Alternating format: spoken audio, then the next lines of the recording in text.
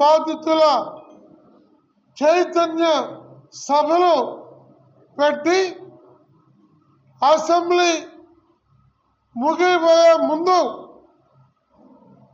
11వ తేదీ BSc meeting జరిగి assembly ఎప్పుడు ముగుస్తుందో దానికి ఒక 4-5 రోజుల ముందు చలో అసెంబ్లీ కార్యక్రమాన్ని కూడా తీసుకోవాలని ఈ సదస్సు నిర్ణయించింది.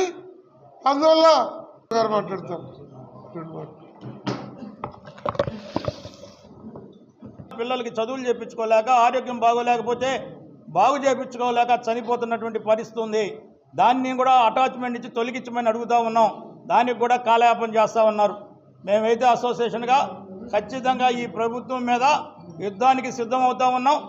ఖచ్చితంగా ప్రభుత్వం ముందుకు రాకపోతే చావో పేడో తేల్చుకోవడానికి సిద్ధంగా ఉన్నామని తెలియజేస్తూ ఉన్నాం. నేటికి 12 సంవత్సరాలు కావస్తుంది అగ్రిగోల్డ్ సంస్థ ఈ రాష్ట్రంలో. AgriGold customers and agents welfare అసోసియేషన్తో బాధితుల తరపున మేమంతా పోరాటం చేస్తూ ఉన్నాం. మరి మొన్న ఏర్పడిన కూటమి ప్రభుత్వం మేనిఫెస్టోలో పెట్టింది, గత ప్రభుత్వం మిమ్మల్ని పట్టించుకోలేదు, న్యాయం చేయలేదు, మేము వస్తే ఖచ్చితంగా న్యాయం చేస్తామని మేనిఫెస్టోలో పెట్టడం జరిగింది. మరి మేనిఫెస్టోలో పెట్టిన అంశాన్ని ఈరోజు ప్రభుత్వం దగ్గర నుంచి ఎటువంటి సొమ్ము ఇవ్వాల్సిన అవసరం లేదు. అటాచ్మెంట్ చేసిన ఆస్తులను వేలం చేయడం ద్వారా కానీ, బాధితులకు పంపిణీ చేయడం ద్వారా కానీ న్యాయం చేపించవచ్చు. కానీ నేటికి 20 నెలలు కావస్తున్నా కనీసం ఒక్క అడుగు కూడా ముందుకు వేయలేని పరిస్థితుల్లో ప్రత్యేకమైన కోర్టు ఏర్పాటు చేయమని మేము డిమాండ్ చేస్తూ ఉన్నాం. ఆ కోర్టు కూడా కనీసం ఇప్పటికీ ఏర్పాటు చేయలేదు. మరి ఎన్నికల దగ్గరకు వచ్చిన తర్వాత ఇట్లాంటి పనులు చేయడానికి ఏ ప్రభుత్వం సాహసించే పని చేయలేదు. కాబట్టి ఈ సంవత్సరంలోనే ఇది చేయాల్సిన అవసరం ప్రభుత్వానికి ఎంతైనా ఉంది. మరి రేపు జరుగుతున్న బడ్జెట్ సమావేశాల ముందు ఈ రాష్ట్రంలో బాధితులందరినీ ఐక్యం చేయడం కోసం మరొకసారి ఈ రాష్ట్రం మొత్తం మీద ఉన్న ఉమ్మడి 13 జిల్లాల్లో ఒక యాత్ర చేపడతానని మేము రాష్ట్ర కమిటీగా నిర్ణయం తీసుకున్నాం. మళ్ళీ గతంలో 2017-18లో ఇటువంటి ఉద్యమాన్ని నిర్మించి ప్రభుత్వానికి యొక్క బాధితుల యొక్క గోడును వినిపించామో అట్లాంటి ఉద్యమం ద్వారా మరొకసారి ఈ ప్రభుత్వానికి సమస్యను తెలియజెప్పే ప్రయత్నం చేస్తామని తెలియజేస్తూ ఉన్నాం. సభలు యాత్ర ద్వారా సభలు సరే నిర్ణయం చేసుకున్నాం.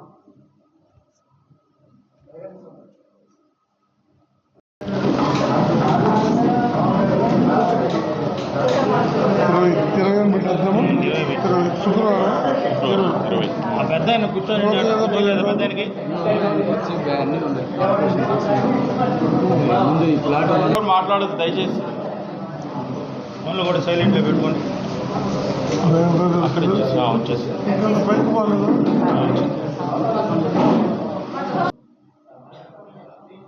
అగ్రిగోల్డ్ కంపెనీ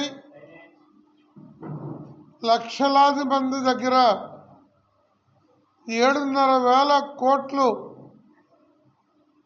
వసూలు చేసి మోసగించి మొన్న జనవరి 4వ తేదీ 12వ సంవత్సరంలోకి అడుగుడింది. AgriGold customers and agents welfare association 12 సంవత్సరాలుగా 8 రాష్ట్రాలలోని 32 లక్షల మంది బాధితుల పక్షాన పోరాడుతూ వచ్చింది. 10,40,000 మంది ఆంధ్రప్రదేశ్లో ఉన్న 20,000 లోపు వాళ్ళకి డిపాజిట్లు ఇప్పించడం జరిగింది. 142 మంది ఆత్మహత్యలకు గురైన బాధితులకి 5 లక్షల చొప్పున ఎక్స్గ్రేషియా ఇప్పించడం జరిగింది. కానీ ఇంకా 20 లక్షల మంది బాధితులకి 6,500 కోట్లు, మన రాష్ట్రంలో 3,000 కోట్లు, బయటకు 3,500 కోట్లు సాధించాల్సి ఉంది. సుమారు 15,000 మంది అగ్రిగోల్డ్ కంపెనీ వేసిన పలు వెంచర్స్లో ప్లాట్లు, భూములు, అపార్ట్మెంట్స్లో మరి ప్లాట్స్ కొనుక్కొని అవన్నీ కోర్టు గవర్నమెంట్ అటాచ్మెంట్లో ఉండిపోవడం కారణంగా వీళ్ళు బాధపడుతున్నారు. కొన్ని రిజిస్ట్రేషన్ స్టాంపు ఇంట్లో ఉన్నా అది అమ్ముకోవడానికి కానీ, పిల్లలకి ఇవ్వడానికి కానీ, లోన్ తెచ్చుకోవడానికి కానీ అక్కరకు రాకుండా పోయి ఈ కొనుగోలు చేసిన లబ్ధిదారులు ఆత్మహత్యలకు గురవుతున్నారు. డిపాజిట్లు కట్టిన వాళ్ళు చనిపోతూ ఉన్నారు.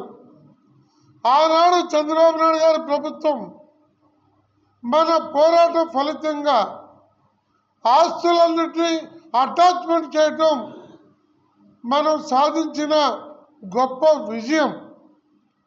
అదే అటాచ్మెంట్ చేయకపోతే అవ్వ వెంకటరామారావు, అవ్వ సీతారామరావు వంటి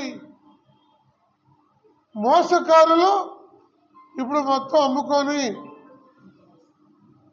ఖాళీ చేసి ఉండేవాళ్ళు.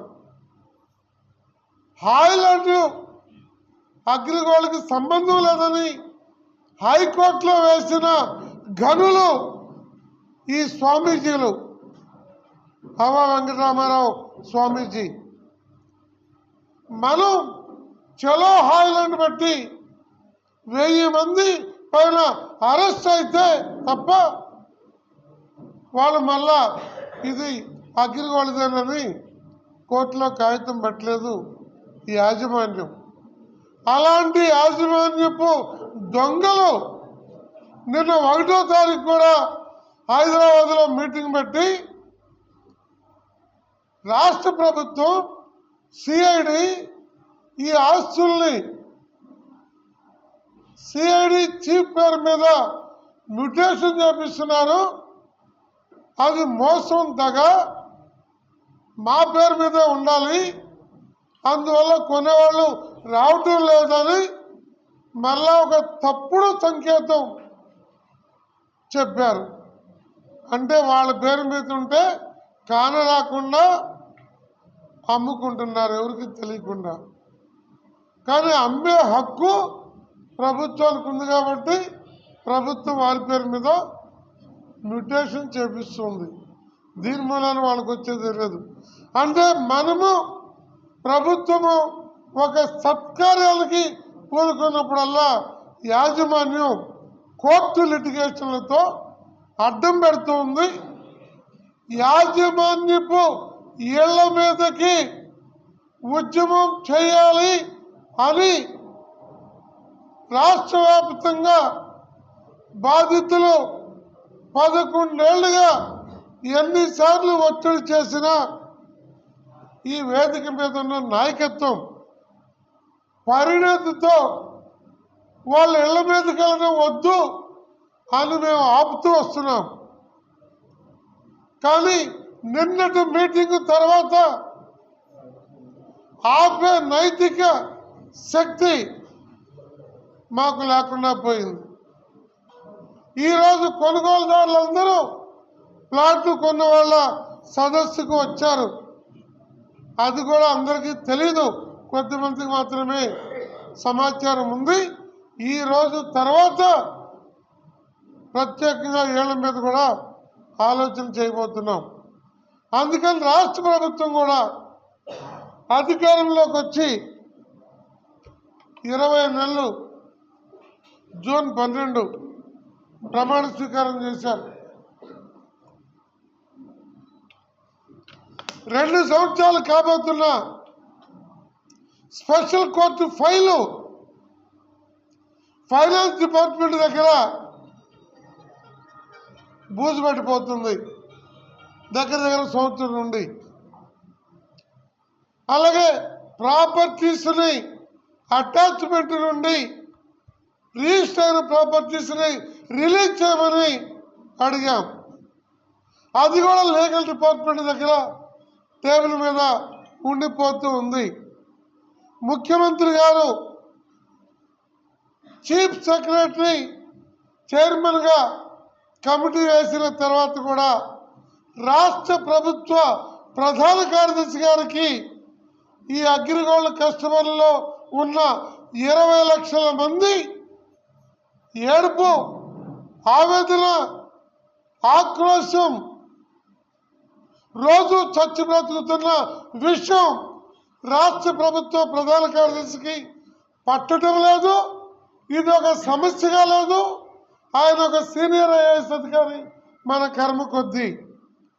అలాంటి అధికారి ఇవాళ ప్రభుత్వ ప్రధాన కార్యదర్శిగా ఉండి గవర్నమెంట్ వేసిన కమిటీ రివ్యూ చేయడానికి కూడా ఆ చీఫ్ సెక్రటరీ గారు తీరుకుంటున్నా.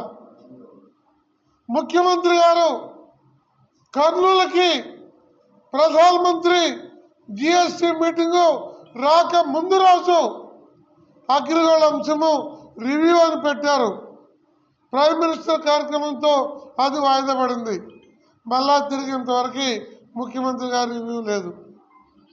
నేను ముఖ్యమంత్రి గారికి మన సదస్సు తరపున మీడియా ద్వారా ఎన్నో డిపార్ట్మెంట్లు ప్రతిరోజు రివ్యూ చేసే ముఖ్యమంత్రి గారికి 20 లక్షల మంది అగ్రిగోల్డ్ బాధితుల గోడు